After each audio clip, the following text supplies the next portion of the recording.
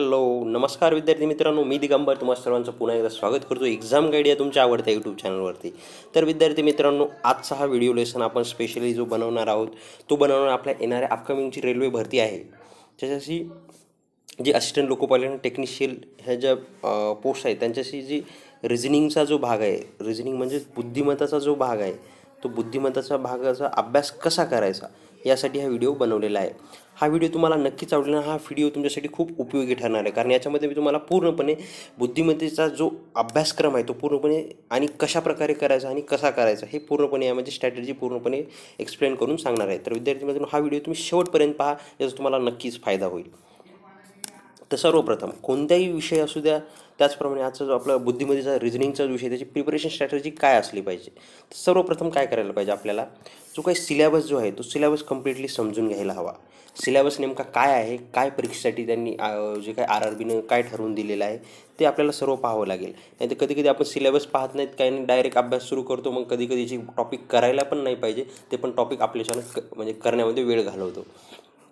त्यामुळे सर्वप्रथम काय करायचं, संपूर्ण सिलेबस पाहून घ्यायचा. त्यानंतर काय करायचं, पाठीमागचे क्वेश्चन पेपर्स बघायचे. पाठीमागचे क्वेश्चन पेपर पाहिल्यानंतर काय होतं की आपल्याला एक अंडरस्टँडिंग येऊन जाते की नेमकं आपल्याला करायचं काय, कशा प्रकारचे क्वेश्चन विचारायचे, त्याची डिफिकल्टी लेवल काय आहे, तर मग कोणते आपले सध्याचे कोणते जमतात आपल्याला, कोणते टॉपिक आपल्याला सोपे वाटतील की ज्याच्यामध्ये लवकर आपल्याला मार्क घेता येतील, किंवा कोणते टॉपिक थोडेसे हार्ड आहे ज्याला की आपल्याला जास्त वेळ द्यावा लागेल. ह्या गोष्टी आपल्याला क्वेश्चन पेपर ॲनालाइज केल्याच्यानंतर समजेल. त्याच्यानंतर सर्वात महत्त्वाचं आहे की मी तुम्हाला स्टडी प्लॅन देईल, त्याचा काही प्रॉब्लेम नाही आहे, पण तुम्हाला तुमच्या स्वतःचा जोपर्यंत तुम्ही स्टडी प्लॅन बनवणार नाही, फॉलो करणार नाही, तोपर्यंत काही होणार नाही. कारण त्याचे स्वतःचा अभ्यासाची वेळ वगैरे सगळी डिफरंट आहे. त्याच्यानुसार स्वतःचं टाईम मॅनेजमेंट करणं, मी फक्त एवढं सांगू शकतो बा कोणत्या पद्धतीनं कसं करायचं. पण आपल्यासाठी स्वतःसाठी जो सुटेबल आहे तो तुम्ही स्वतः स्टडी प्लॅन बनवा. कुणी मॉर्निंगला स्टडी करायला होतं, कुणाला रात्रीला आवडतं, कुणाला कधीही केलं तरी काही प्रॉब्लेम नसतं. त्यानुसार आपापला स्टडी प्लॅन बनवायचा. आणि सर्वप्रथम कोणताही टॉपिक असू द्या, कोणताही विषय असू द्या, त्याच्यामध्ये पहिली गोष्ट की बाबा तुमच्या जेवढ्या बेसिक कन्सेप्ट आहेत, म्हणजे एखाद्या टॉपिकशी लागणाऱ्या जेवढे रिलेटेड बेसिक कन्सेप्ट आहेत त्या सर्वप्रथम क्लिअर करायच्या. कन्सेप्ट क्लिअर झाल्या म्हणजे तुमचं जसं की कन्सेप्ट क्लिअर करणं म्हणजे बेसिकली पाया, आपल्या एखाद्या घराचा पाया बांधण्यासारखा. एकदा तुमचा पाया जर का पक्का असेल तर बाकीचं तुमची बिल्डिंग जी आहे ती चांगल्या प्रकारे उभी राहू शकते. पण जर पायाच जर कच्चा असेल तुम्ही कितीही वरच्यावर बांधलं तरी त्याला क्रॅक जाणार, ते पडणार काही दिवसांना. त्याच्यामुळे पहिल्यांदा बेसिक कन्सेप्ट्स पूर्णपणे क्लिअर करून घ्या. आणि त्याच्यानंतर सर्वात महत्त्वाचं, कन्सेप्ट क्लिअर झाल्याच्यानंतर मला जमतं म्हणून सोडून द्यायचं नाही, तर तुम्हाला ईच अँड एव्हरी टॉपिक जो आहे त्याची प्रॅक्टिस करावं. त्याच्यावर तुम्हाला जितकी मॅक्झिमम 50, 100, 200 जेवढे क्वेश्चन सोडता येतील तेवढे मॅक्झिमम क्वेश्चन त्याच्यावरती सोडवण्याचा प्रयत्न करा, ईच अँड एव्हरी टॉपिकवरचा. हे झालं आपलं ओव्हरऑल नेमकं आपल्याला काय काय करायचं रिझनिंगच्या प्रिपरेशनसाठी. ग्रुप डीची एक्झाम असू द्या किंवा असिस्टंट लोको पायलटचा सिलेबस जवळपास सर्व पूर्णपणे सेम आहे, काही प्रॉब्लेम नाही. तर नेक्स्ट, आता सर्वात महत्त्वाचं आहे आणि हा क्वेश्चन म्हणजे रिझनिंगमध्ये क्लासिफिकेशन अँड अनॉलॉजी म्हणजे काय, वर्गीकरण करणं व समानता किंवा दर्शवणं. जसं की आता ते नंबरच्या बाबतीत येतं, कारण एक नंबरचा हे दर्शवले जातात. आता नंबरच्या बाबतीत क्लासिफिकेशन किंवा अनॉलॉजी कसे येणार, काय करतील ते 9, 3, 6, 7 असे नंबर देतील, नंबर दिले. आणि नंबरच्या बाबतीत काय म्हणतील, वर्षातला वेगळा नंबर ओळखा. आता जर पाहायला गेलं त्याच्यापैकी वेगळा नंबर कोणता, 9, 3, 6 हे सेम का वाटतात, कारण हे तिघंही काय 3ने भाग जाणार आहेत, पण 7 काय 3ने भाग जात नाहीत. हा काय झालं, क्लासिफिकेशन झालं. किंवा आणखीन कशा प्रकारे विचारतील, 3 9 तर 4 किती, तर हे एक ॲनॉलॉजीचा प्रकार आहे. 4 म्हणजे 3चा वर्ग किती, 9चा, 4चा वर्ग किती येणार, 16. अशा प्रकारचे क्वेश्चन तुम्हाला क्लासिफिकेशन ॲनॉलॉजीवर येतील. हे खूप सोपे क्वेश्चन असतात, पाहितले येतात, किंवा कधी GK वर आधारित येतात. जसं की बाबा भारत दिल्ली तर चायना काय, मग चायनाची राजधानी येणार. ह्या गोष्टी आपल्याला इथे अशा प्रकारचे क्लासिफिकेशन किंवा ॲनॉलॉजी याच्यामध्ये विचारले जाते. आणि इंग्लिशच्या बाबतीत काय करतील, इंग्लिशच्या बाबतीत ए देतील, ए देतील, त्याच्यानंतर झड देतील. आणि मग इकडं काय येणार, बी देतील, बीच्या अपोजिट काय येणार, एच्या अपोजिट काय झेड, बीच्या अपोजिट काय येणार वाय. मग अशा प्रकारचे ॲनॉलॉजी आणि क्लासिफिकेशनचे क्वेश्चन आपल्याला याच्यावर आढळतील. एक 2-3 तरी क्वेश्चन याच्यावर आधारित कोणते SSC एक्झाम असू द्या, कोणती एक्झाम असू द्या, म्हणजे ग्रुप डीची एक्झाम आहे त्याच्यामध्ये हमखास विचारल्या जातात. नेक्स्ट, आता हे बाकीचे राहिलेले टॉपिक. सर्वप्रथम काय, कोडिंग डिकोडिंग म्हणजे काय माहिती आहे का, की एखादा शब्द दिला आपल्याला कसं केला जातो, समजा आपलं एक्झाम गाईड आहे, एक्झाम हे नाव कसं लिहिलेलं आहे, TSPV, याच्यामध्ये काहीतरी संबंध असतो. अशा प्रकारे संबंध, आता डायरेक्ट आपण हेच घेऊ, आता समजा एक्झाम हा शब्द दिलेला आहे, एक्झाम या शब्दाला त्यांनी कोड कसं केलं आहे 2759. आणि गाईड ह्या शब्दाला कसं केलेलं आहे, गाईडला 3 4 6 5 4 असं समथिंग काहीतरी कोडिंग केलेलं आहे. मग याच्यामध्ये बघायचं, आता एखादा शब्द विचारला आपल्याला जी डी ए कसा कोड केला आहे, जीसाठी काय आहे 3 आहे, डीसाठी काय 5 आहे, एसाठी काय आहे 6 आहे. म्हणजे अशा प्रकारे काय केलं जातं, हे कोडिंग डिकोडिंग याच्यामध्ये केलं जातं. किंवा त्याच्यानंतर काय केलं जातं, आणखीन दुसरं जर सांगायचं झालं तर याच्यानंतर एफ देतील, X Y A B M N म्हणजे असा संबंध देतील, ईच्या नंतर एफ, एक्सच्या नंतर वाय, किंवा हा शब्द देतील आणि याच्या अगोदरचा एखादा येणारा संबंध देतील. म्हणजे असा एक शब्दाची तुम्हाला तिथं कोडिंग सांगितल्या जाते, दुसऱ्याची विचारल्या जाते, किंवा 2-3 शब्दाची सांगितल्या जाते, त्याच्या कॉम्बिनेशनमध्ये बाकीच्यांची विचारल्या जाते. हे काय कोडिंग डिकोडिंगचे प्रॉब्लेम, हे पूर्णपणे तुम्हाला प्रश्नामध्येच याची उत्तरं असतात, फक्त व्यवस्थितपणे मांडणी करून किंवा त्याच्यामध्ये काय संबंध आहे तो लक्षात घेऊन आपल्याला सोडायचं असतं. मॅट्रिक्स पण खूप सोपं असतं. याच्यामध्ये काय केलं, एखादा शब्द दिलेला होतो, समजा एखादा शब्द दिलेला आहे DSP हा शब्द दिलेला आहे, तर काय केलेलं असतं, त्यांनी एक मॅट्रिक्सची उभारणी केलेली असती. इथे ABCD असे हे शब्द दिलेले असतात, इकडं पण दिलेले असतात. हे काय, पहिला रो पहिला कॉलम, दुसरा रो दुसरा कॉलम, तिसरा रो तिसरा कॉलम, म्हणजे अशी मांडणी दिली आहे. तिथे काय 22 33 34 12 असे ऑप्शन दिले जातात. मग याच्यामध्ये हा शब्द कुठे सापडेल हे आपल्याला मॅट्रिक्समध्ये फाईंड केलं जातं. म्हणजे डी जर काही इथं असेल दुसरं आणि पहिलं रो, यस इथं असेल 3 आणि 3ला, आणि पी इथं असेल 4 आणि 4ला, तर आपला आन्सर DSP कसं येणार 1 2 3 3 आणि 4 4. हे अशा प्रकारचे उत्तरे तिथं दिल्या जातात. हे काय झालं मॅट्रिक्सच्या फॉर्ममध्ये. हे पण खूप सोपे असतात. वर्ड फॉर्मेशन आता कधी कधी काय झालं तर एक शब्द दिला जातो, एक्झाम गाईड हा शब्द दिलेला आहे तुम्हाला. तर काय म्हणतं माहिती आहे का, प्रश्न कसा विचारला जातो की याच्यामध्ये तिसरा शब्द म्हणजे ए, त्याच्यानंतर चौथा शब्द, त्यानंतर 6वा शब्द आणि शेवटचा शब्द, याच्यापासून एखादा मिनिंगफुल शब्द तयार होतो का, अशा प्रकारचे शब्द तुम्हाला हे वर्ड फॉर्मेशनमध्ये विचारल्या जातात. त्यानंतर arranging words in a meaningful और डिक्शनरी ऑर्डर. आता याच्यामध्ये काय म्हणते, आपल्या अल्फाबेटिकल ऑर्डरनुसार शब्दांची मांडणी करणे. 4-5 शब्द दिले जातात, रन, राहुल, रस्ट.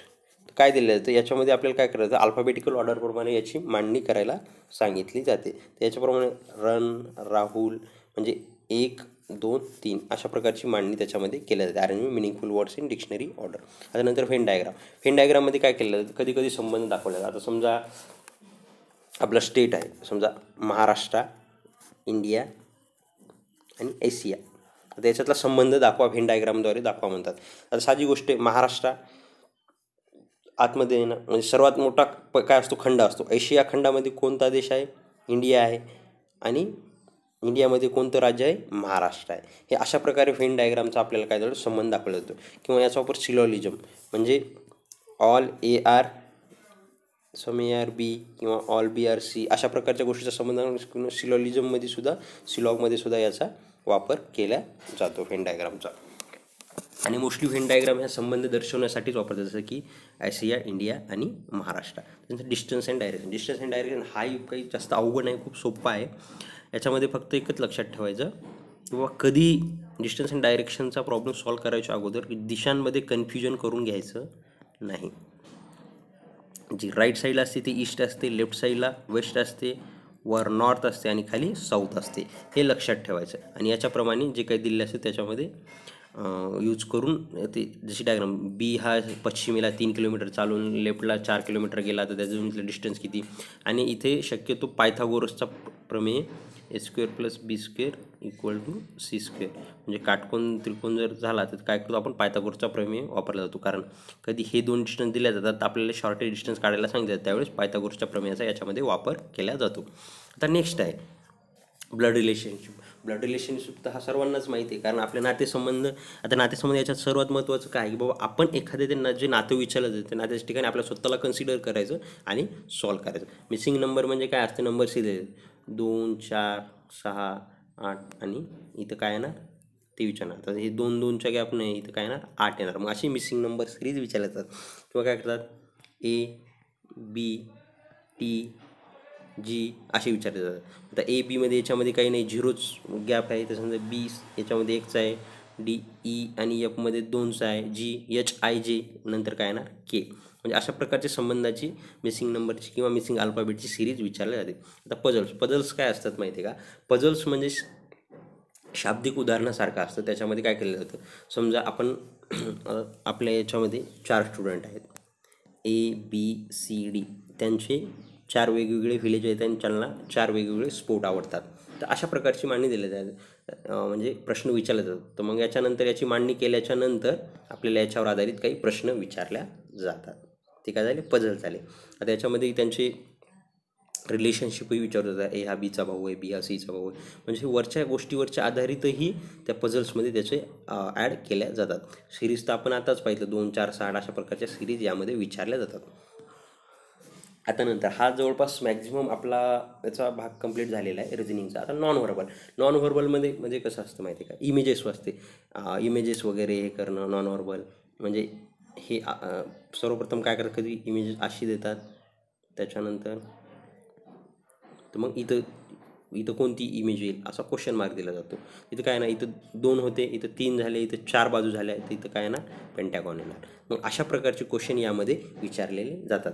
किंवा एखादी इमेज दिलेली असते, ही दिलेल्या इमेजचे काय करतात, जी दिलेली इमेज आहे ह्या इमेजचे असे 4 पार्ट केलेले असतात.